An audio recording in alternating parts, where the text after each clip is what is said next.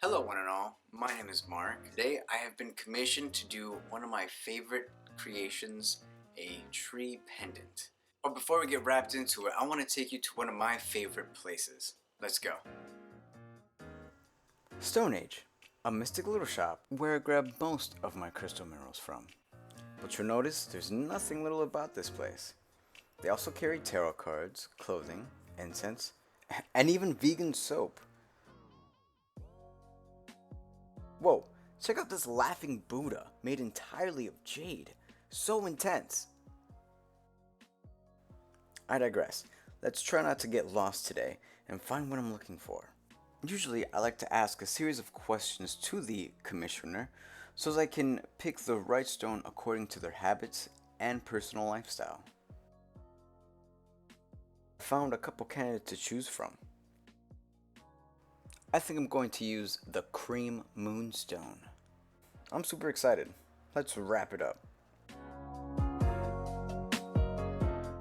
Before I get started, I'm going to pull out all the supplies needed from my box of goodies. Here are the tools I'll be using.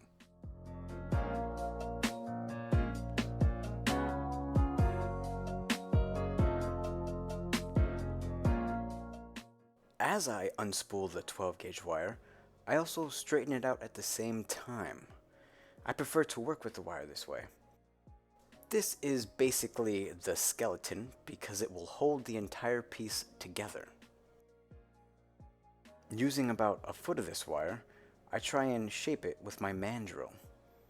I want this skeleton to fit the back of the moonstone, so I make sure to hold it against the stone as I make the proper adjustments.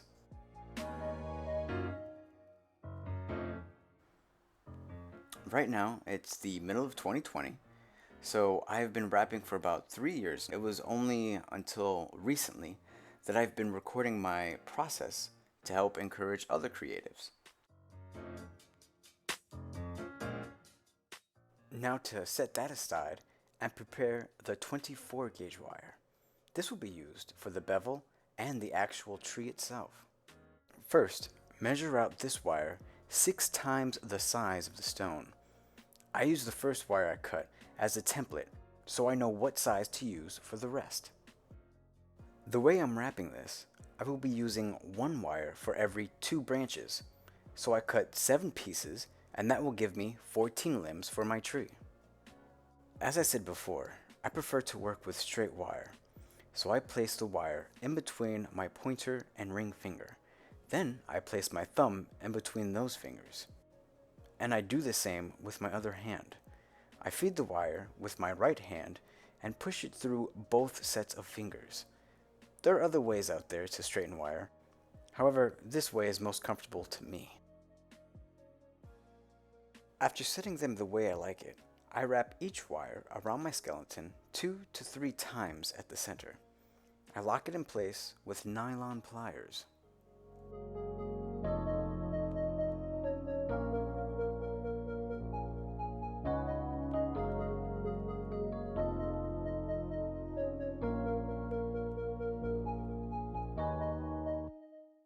At this point, this is how it should look. This painter's tape will be used to hold the stone in place.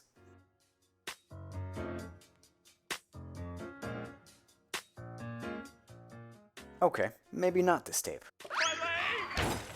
This painter's tape will be used to hold the stone in place. Overlay each wire from right to left. Realistically, you can do this in any order, but for this piece, I want a sense of uniform in the roots. Using nylon pliers, I twist the bunch to create the body of the tree.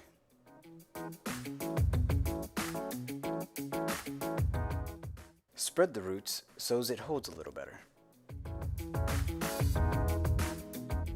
Here, I separate wires into groups of 2s and 3s. After that, I use the nylon to twist up the branches.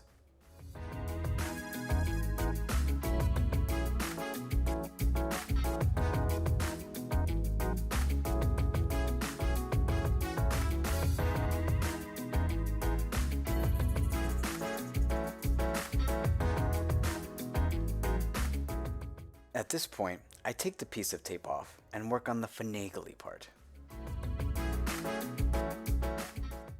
I start to secure the stone in place by taking the topmost branch and wrapping it to the skeleton, or the large piece of wire behind the stone.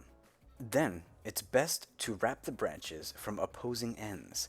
Instead of working from left to right, I wrap one branch on the left side, then wrap one branch on the right side, alternating sides as I work my way up the pendant.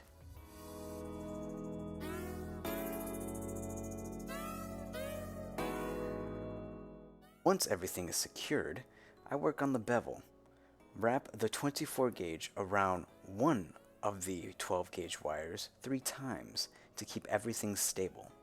Then, wrap around both 12 gauge wires 3 times and start a pattern. 3 times around the right wire, 3 times around both wires, and then 3 times around the left, continuing this trend all the way up. Here you can get an idea for what I'm going for.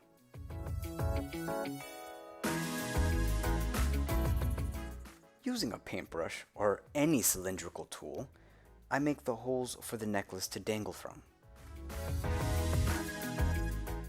Then I use the leftover wire from the braid to lock this bevel into place, wrapping it tightly together. And finally, to clip all the schmutz from the back.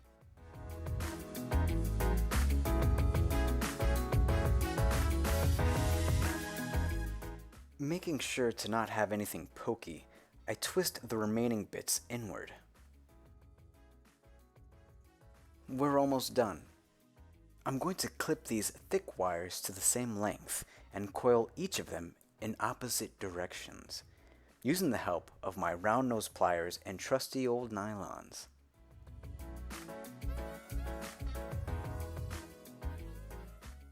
If you'd like to get into contact with me regarding commissions or questions, that information is in the description down below.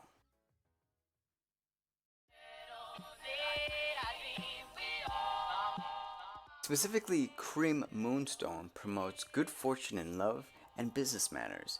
It enhances intuition, success, and one's own inspiration.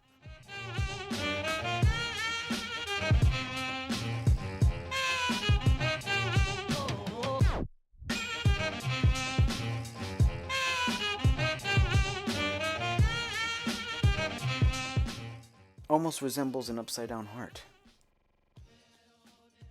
Here we are, the climax of this pendant's creation. Giving this beautiful piece a little more character, I twist the roots to make a zigzag pattern with my round nose pliers.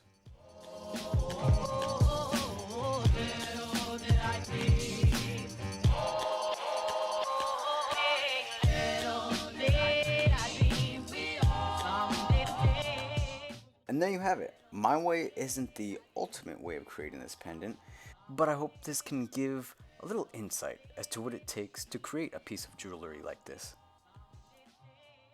Now, before I go handing this beautiful piece in, there's one more thing I have to take care of, and I have to use my laptop for that. I like to gather information from a couple different places and put into my words the meaning behind the stone. Utilizing my artwork, I made a template for any crystals that I have not yet gathered info on. This will be printed and given to our patron later.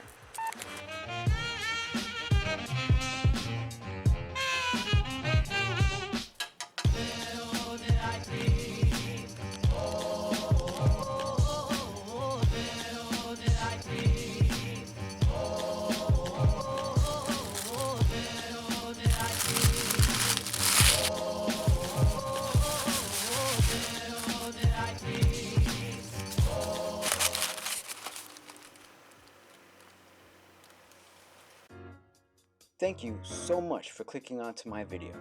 If you would like to see more, consider subscribing to my channel, where I take you on my creative journey and breaks from reality. I'll catch you next time. Stay safe and stay creative.